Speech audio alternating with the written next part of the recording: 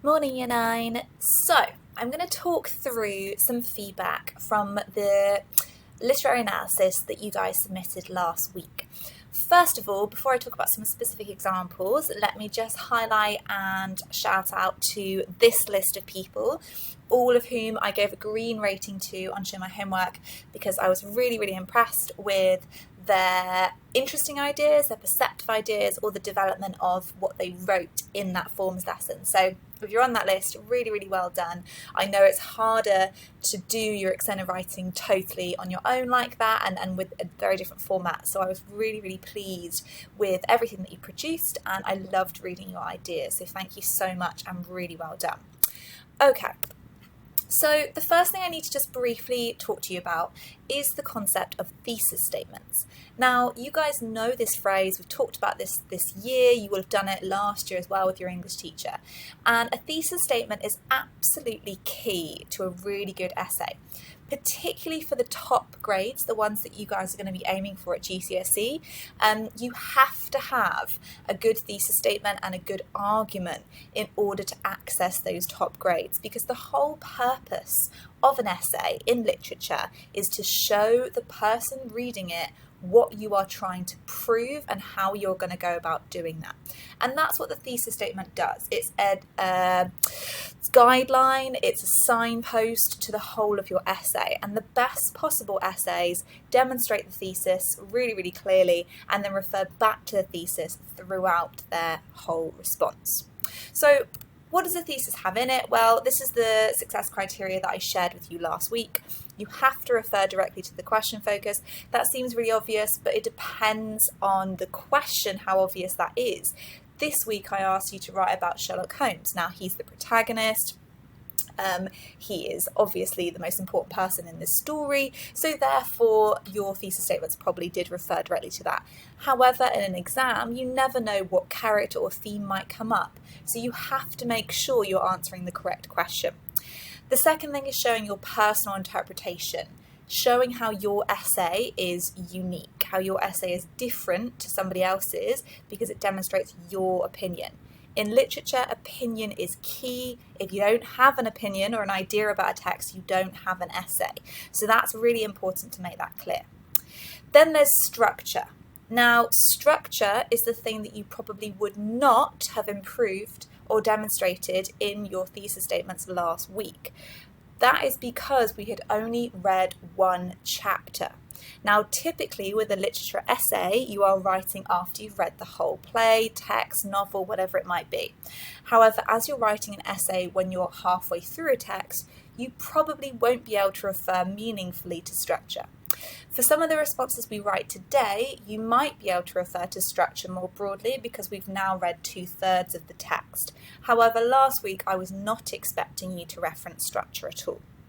And then lastly, and most importantly, you need to make direct reference to the writer. The writer is the most important person in your essay, more important than Sherlock Holmes, because he constructed the microcosm. He created this world, and he did it in a way that mirrored, reflected, navigated, negotiated with his own historical, social and political context. So you must refer to Conan Doyle in your thesis, and you must refer to contextual ideas. So this was my thesis statement. This is the one that I shared with you last week. And what I've done here is I've just highlighted a couple of things that I want to draw your attention to. First of all, you should see I've referred to Conan Doyle's name 3 times. You can see Conan Doyle underlined there at the beginning, the middle, and at the end of my thesis. That is because he is important. He is the creator, and therefore I'm giving him the focus in my thesis that he needs to have. I've also referenced at the end there in green what I was just referring to there at the end of the thesis checklist, which is writer's intentions. I've made the word challenging bold, and I've underlined that because that is his main intention. And when I talk about an intentions verb, that is what I mean. It could be a word like mirrors, challenges, questions, advises. Any of those particularly purposeful intentions verbs shows me that you're thinking about the meaning behind the text and behind Conan Doyle's portrayal. So what I've said here is that he is deliberately challenging contextual ideas. So I've woven my context into my intention, and that's probably the best way to do it. Those two things are not separate. Conan Doyle is commenting on his Victorian context, and us as a contemporary reader are engaging with and acknowledging the contextual intention that Conan Doyle sets out. So I've said there, the intention there is to challenge ideas of repressed Victorian gentlemen and to construct a character who seems both unable to be stereotyped and is liberated from expectation. If I wanted to there, I could have referred to the reader and the way in which we're perhaps shocked, surprised or awed by that particular character. Now, the other things that I've highlighted the word homes. That's 1, 2, 3, 4, 5, 6 times I've referenced that in my thesis, possibly excessive, but just to demonstrate to you that I'm really focusing on him, his character. That is the question focus. And then lastly, the section in red. Now, that's where I've shown my own personal ideas. I think that Sherlock Holmes is intriguing. I think he's intentionally bewildering. I've identified, I think there's an exaggerated lens that's used to present him, and that he creates a sense of awe from us as the reader. So that's the phrases that I've mentioned in my thesis that I would then go back to and refer to throughout my essay.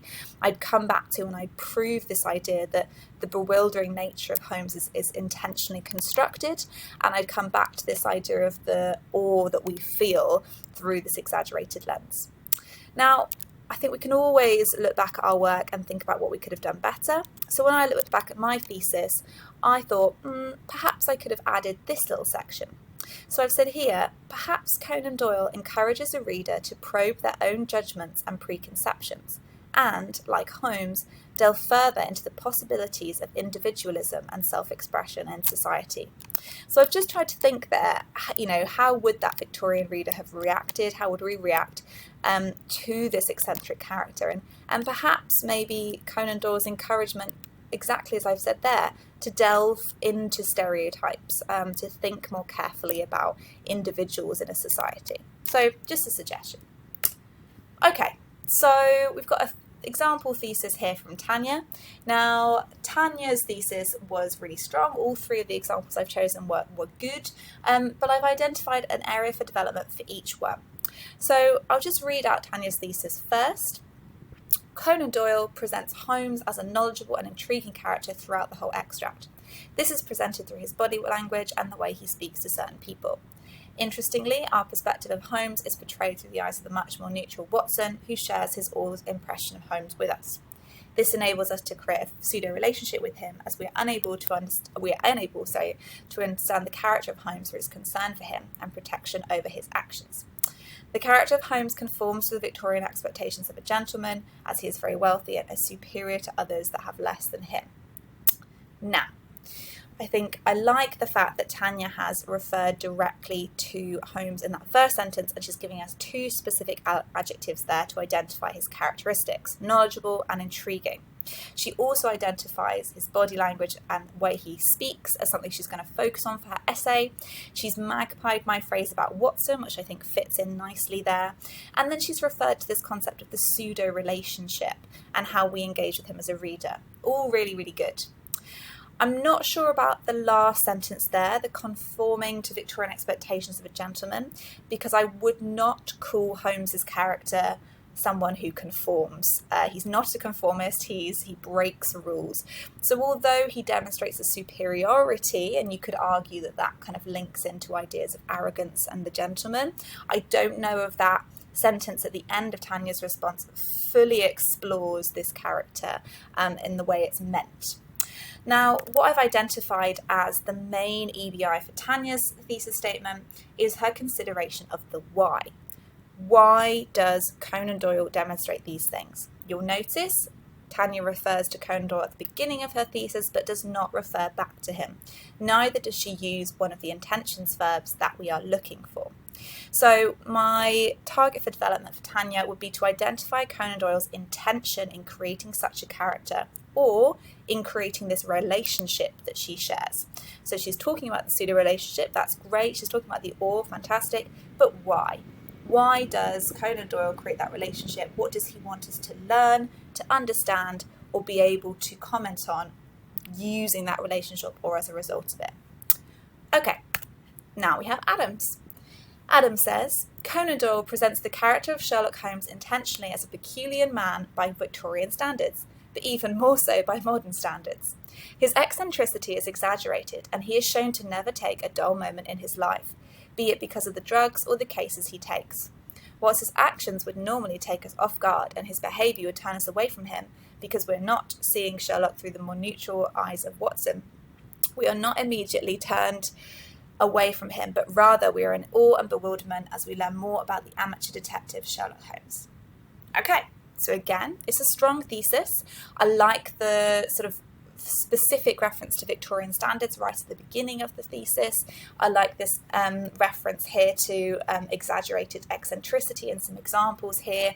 And I like the reference to Watson as well. Do I think it feels like a really clear argument and a specific argument? I'm not sure. What I've said as Adam's main EBI is that I think he needs to make his thesis more directly linked to the story or extract. I think he's making quite a lot of broad statements about Sherlock Holmes. I don't know whether he's creating an argument that he's then going to be able to prove using the evidence from this extract and from this particular story, Scandal in Bohemia. So I think really what I'm looking for is for Adam to make his thesis statement a bit more specific and a bit more purposeful. So rather than a series of statements about Sherlock Holmes, really what Conan Doyle was trying to demonstrate in this particular story. And then finally we have Anastasia's thesis statement. So Anastasia says, Conan Doyle presents the character of Sherlock Holmes to the reader as adopting a very strategic mindset, going through the process of deduction to come to a conclusion about what he intends to discover. The author has chosen to have the story narrated through his detective partner, Dr. Watson. Watson mirrors the conventional stereotype of a gentleman in the Victorian era. Everything about his approach, attitude, and personality shows a typical Victorian man. This decision means that Holmes's bizarre and abnormal character is hyperbolized due to the fact that we see his actions through the eyes of neutral Watson. Additionally, his dismissive and manipulative manner causes Holmes to be an unlikable character to an extent. However, we as the readers feel connected to him in an odd pseudo-relationship. So, I think this is the strongest of the three examples. Anastasia's one is a really good draft of a thesis here. She's got some really interesting ideas here about what Conan Doyle is trying to do. Notice that she refers to Conan Doyle at the beginning, she then refers to the author, and then she refers to the decision, and again that's Conan Doyle's decision. So unlike the previous two, she makes a more purposeful reference to the author all the way through. I also like the fact that she's weaving in that context. However, again, she uses that context kind of referring to Watson, and I'd like to know why Sherlock Holmes is an interesting character in terms of the context. And this leads me on to my EBI. So I've said, why is this character contextually significant? And I've asked Anastasia to think about what was happening at the time in terms of crime and punishment. So, she's saying that Conan Doyle is a bizarre, abnormal character. She's talking about his manipulation. She's talking about his strategic mindset, his deduction. The fact that he is a Victorian detective is in itself interesting. And we know some of the facts and things that were happening in terms of detectives, crime, and sensationalism of crime in this period. The late Victorian period was a time of real shifts in terms of police work, detective work.